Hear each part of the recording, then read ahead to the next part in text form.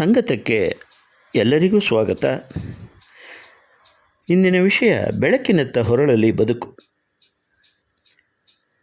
ಶ್ರಮ ಸಂಸ್ಕೃತಿಯಿಂದ ದೂರವಾಗಿ ವಿಲಾಸಿ ಸಂಸ್ಕೃತಿಗೆ ಶರಣಾಗುತ್ತಿರುವುದು ಇಂದಿನ ಯುವಕರ ದುರ್ದೈವ. ಹೌದು, ಶ್ರಮದ ಬದುಕೇ ಸಭ್ಯ ಬದುಕು.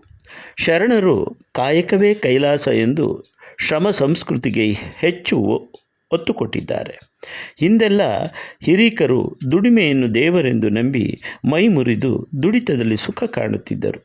ದೈಹಿಕ ಶ್ರಮವಿರದೆ ಬೆವರಿನ ಬೆಲೆ ತೆರೆದೆ ಅನಾಯಾಸವಾಗಿ ಒದಗುವ ಸುಖ ಸವಲತ್ತುಗಳನ್ನು ನೈಜ ಸಂತೃಪ್ತಿಯನ್ನು ತರಲಾರವು ಎಂಬ ಸತ್ಯ ತಿಳಿದಿತ್ತು.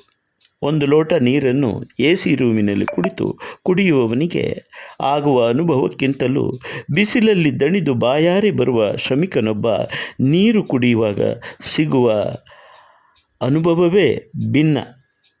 ಹೊಸ ತಲೆಮಾರು ಹಸಿವು ನೀರಾಡಿಕೆಯನ್ನೇ ಮರೆತಂತಿದೆ.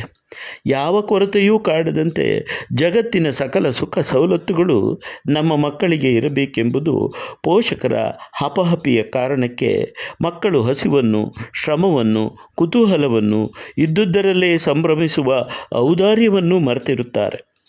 ಹೌದು, ಓದು, ಬರಹ, ಕಲಿಕೆ, ಹೊಣೆಗಾರಿಕೆಗಳಲ್ಲಿ ವಿಪರೀತ ಔದಾಸೀನ್ಯ ತೋರುತ್ತಿರುವ ಮಕ್ಕಳ ಭವಿಷ್ಯದ ಕುರಿತು ಆತಂಕ ಹೆಚ್ಚುತ್ತಿದೆ.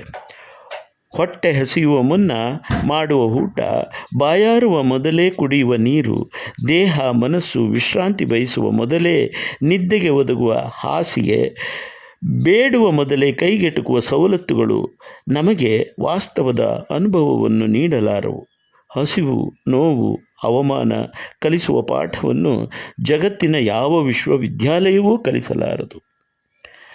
ಅಂತಹ ಪಾಠವನ್ನು ನಾವು ನಮ್ಮ ಮಕ್ಕಳಿಗೆ ಕನಿಷ್ಠ ವಾರದಲ್ಲಿ 2 ದಿನವಾದರೂ ಶ್ರಮದ ಬದುಕಿಗೆ ಒಗ್ಗಿಕೊಳ್ಳುವಂತೆ ಹೇಳುವುದು, ಸಣ್ಣ ಪುಟ್ಟ ಕೆಲಸಗಳನ್ನು ಮಾಡುವುದು.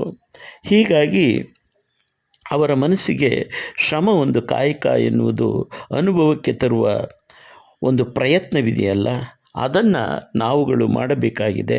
ಆ ಅನುಭವದ ಪ್ರಯತ್ನವನ್ನು ಕಲಿಸುವ ವಿಧಾನ ಹೇಗೆ ಎನ್ನುವುದನ್ನು ತಿಳಿದುಕೊಂಡು ಅವರನ್ನು ಆ ಒಂದು ಕಾಯಕಕ್ಕೆ ಒಗ್ಗುವಂತೆ ಮಾಡುವುದು ನಿಜವಾದಂತಹ